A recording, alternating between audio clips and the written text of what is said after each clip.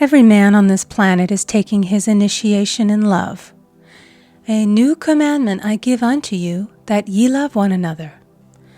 Ouspensky states in Tertium Organum that love is a cosmic phenomenon and opens to man the fourth dimensional world, the world of the wondrous.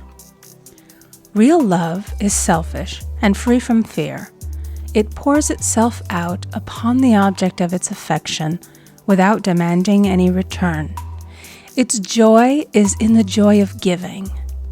Love is God in manifestation and the strongest magnetic force in the universe.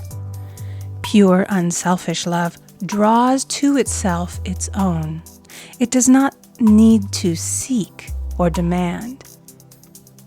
Scarcely anyone has the faintest conception of real love. Man is selfish, tyrannical, or fearful in his affections, thereby losing the things he loves. Jealousy is the worst enemy of love, for the imagination runs riot, seeing the loved one attracted to another, and invariably these fears objectify if they are not neutralized. For example, a woman came to me in deep distress. The man she loved had left her for another woman and said he never intended to marry her. She was torn with jealousy and resentment and said she hoped he would suffer as he had made her suffer, and added, "How could he leave me when I loved him so much?" I replied, "You are not loving that man, you are hating him," and added, "You can never receive what you have never given. Give a perfect love, and you will receive a perfect love. Perfect yourself on this man. Give him a perfect, unselfish love, demanding nothing in return. Do not criticize or condemn, and bless him wherever he is." She replied, "No, I won't bless him unless I know where he is." "Well," I said, "that is not real love. When you send out real love will return to you, either from this man or his equivalent. For if this man is not the divine selection, you will not want him. As you are one with God, you are one with the love which belongs to you by divine right." Several months passed, and matters remained about the same, but she was working conscientiously within herself. I said, "When you are no longer disturbed by his cruelty, he will cease to be cruel, as you are attracting it through your own emotions." Then I told her of a brotherhood in India who never said good morning to each other. They used these words, "I salute the divinity in you." They saluted the divinity in every man and in the wild animals in the jungle, and they were never harmed, for they saw only God in every living thing. I said, "Salute the divinity in this man and say, I see your divine self only. I see you as God sees you, perfect, made in his image and likeness." She found she was becoming more poised and gradually losing her resentment. He was a captain, and she always called him the Cap. One day she said suddenly, "God bless the Cap wherever he is." I replied, "Now that is real love, and when you have become a complete circle and are no longer disturbed by the situation, you will have his love or attract its equivalent." I was moving at this time and did not have a telephone, so was out of touch with her for a few weeks, when one morning I received a letter saying, "We are married." At the earliest opportunity, I paid her a call. My first words were, "What happened?" "Oh," she exclaimed, "a miracle. One day I woke up and all suffering had ceased. I saw him that evening and he asked me to marry him. We were married in about a week, and I have never seen a more devoted man." There is an old saying, "No man is your enemy. No man is your friend. Every man is your teacher." So one should become impersonal and learn what each man has to teach him, and soon he would learn his lessons and be free. The woman's lover was teaching her selfish love, which every man sooner or later must learn. Suffering is not necessary for man's development. It is the result of violation of spiritual law, but few people seem able to rouse themselves from their soul sleep without it. When people are happy, they usually become selfish, and automatically the law of karma is set in action. Man often suffers loss through lack of appreciation. I knew a woman who had a very nice husband, but she said often, "I don't care anything about being married, but that is nothing against my husband. I'm simply not interested in married life." She had other interests and scarcely remembered she had a husband. She only thought of him when she saw him. One day her husband told her he was in love with another woman and left. She came to me in distress and resentment. I replied, "It is exactly what you spoke the word for. You said you didn't care anything about being married, so the subconscious worked to get you unmarried." She said, "Oh yes, I see. People get what they want and then feel very much hurt." She soon became in perfect harmony with the situation and knew they were both much happier apart. When a woman becomes indifferent or critical and ceases to be an inspiration to her husband, he misses the stimulus of their early relationship and is restless and unhappy. A man came to me dejected, miserable, and poor. His wife was interested in the science of numbers and had had him read. It seems the report was not very favorable, for he said, "My wife says I'll never amount to anything because I am a 2. I replied, "I don't care what your number is. You are a perfect idea in divine mind, and we will demand the success and prosperity which are already planned for you by that infinite intelligence." Within a few weeks, he had a very fine position, and a year or two later, he achieved a brilliant success as a writer. No man is a success in business unless he loves his work. The picture the artist paints for love of his art is his greatest work. The potboiler is always something to live down. No man can attract money if he despises it. Many people are kept in poverty by saying, "Money means nothing to me. I have a contempt for people who have it." This is the reason so many artists are poor. Their contempt for money separates them from it. I remember hearing one artist say of another, "He's no good as an artist, but he has money in the bank." This attitude of mind, of course, separates man from his supply. He must be in harmony with a thing in order to attract it. Money is God in manifestation, as freedom from want and limitation. But it must be always kept in circulation and put to right uses. Hoarding and saving react with grim vengeance. This does not mean that man should not have houses and lots, stocks and bonds, for "the barns of the righteous man shall be full." It means that man should not hoard even the principal if an occasion arises when money is necessary.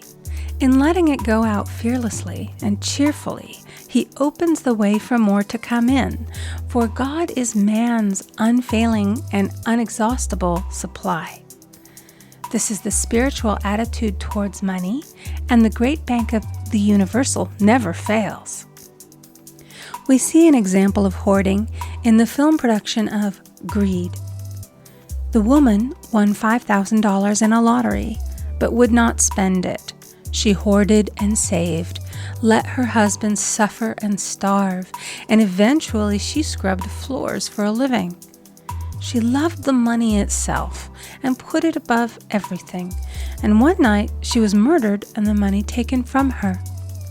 This is an example of where love of money is the root of all evil.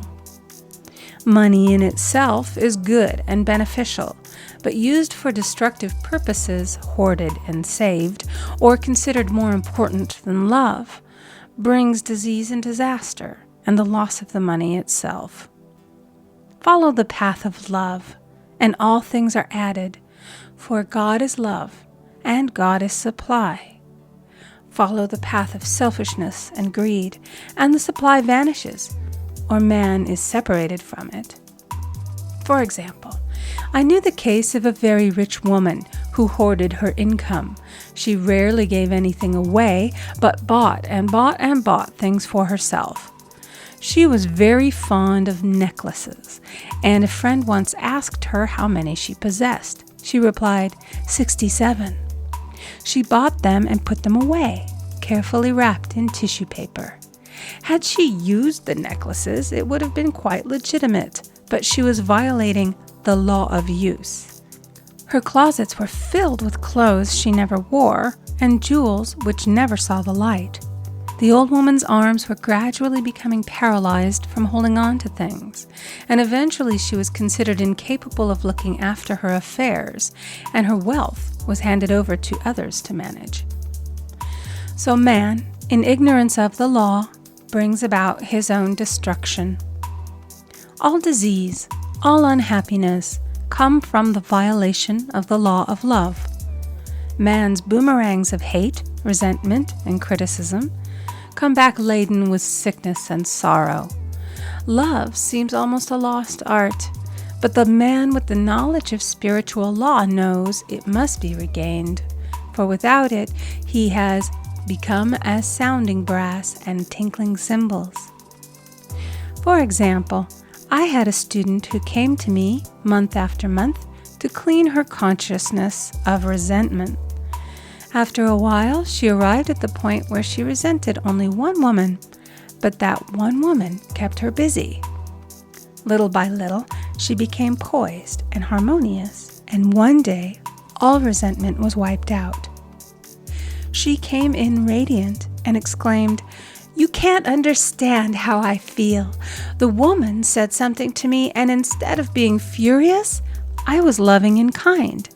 And she apologized and was perfectly lovely to me. No one can understand the marvelous lightness I feel within." Love and goodwill are invaluable in business. For example, a woman came to me complaining of her employer. She said she was cold and critical, and she knew she did not want her in the position. "Well," I replied, "salute the divinity in the woman and send her love." She said, "I can't. She's a marble woman." I answered, "You remember the story of the sculptor who asked for a certain piece of marble? He was asked why he wanted it, and he replied, 'Because there is an angel in the marble.' And out of it he produced a wonderful work of art." She said, "Very well, I'll try it." A week later she came back and said, "I did what you told me, and now the woman is very kind," and took me out in her car. People are sometimes filled with remorse for having done someone an unkindness, perhaps years ago. If the wrong cannot be righted, its effect can be neutralized by doing someone a kindness in the present. This one thing I do, forgetting those things which are behind, and reaching forth unto those things which are before. Sorrow, regret, and remorse tear down the cells of the body and poison the atmosphere of the individual. A woman said to me in deep sorrow, "Treat me to be happy and joyous, for my sorrow makes me so irritable with the members of my family that I keep making more karma." I was asked to treat a woman who was mourning for her daughter. I denied all belief in loss and separation and affirmed that God was the woman's joy, love, and peace. The woman gained her poise at once, but sent word by her son not to treat any longer because she was so happy it wasn't respectable. So, mortal mind loves to hang on to its griefs and regrets. I knew a woman who went about bragging of her troubles, so of course she always had something to brag about. The old idea was if a woman did not worry about her children, she was not a good mother. Now we know that mother fear is responsible for many of the diseases and accidents which come into the lives of children. for fear pictures vividly the disease or situation feared, and these pictures objectify if not neutralized. Happy is the mother who can say sincerely that she puts her child in God's hands and therefore knows that he is divinely protected. For example, a woman awoke suddenly in the night, feeling her brother was in great danger. Instead of giving in to her fears, she commenced making statements of truth, saying, "Man is a perfect idea in divine mind and is always in his right place. Therefore, my brother is in his right place and is divinely protected." The next day, she found that her brother had been in close proximity to an explosion in a mine, but had miraculously escaped. So man is his brother's keeper in thought, and every man should know that the thing he loves dwells in the secret place of the Most High and abides under the shadow of the Almighty.